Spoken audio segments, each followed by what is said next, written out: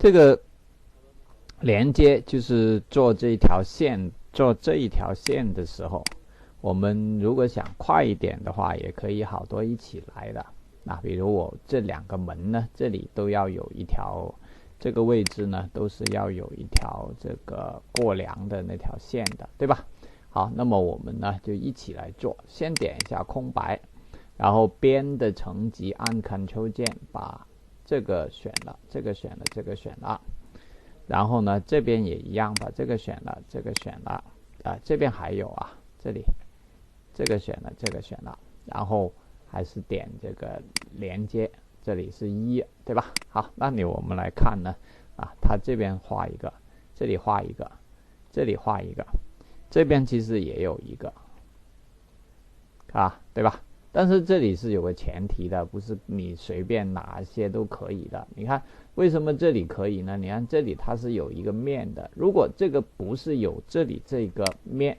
就是这2个是通的话，如果你这样选的，那么它就会在这个位置呢也给你拉一条过去的所以呢大家要注意。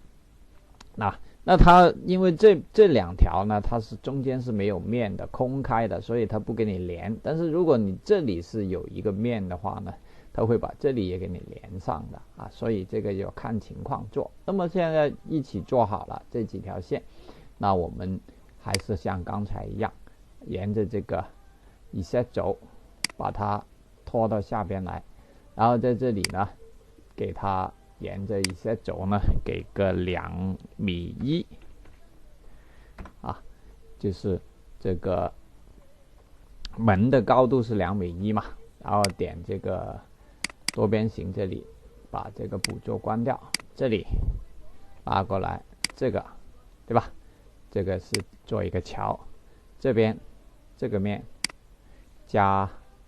这个面也给它做个桥。好，那这样呢我们这个空间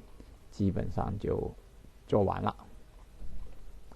没有做完，还有天花和地板，对吧？好，那么我们先做到这里吧。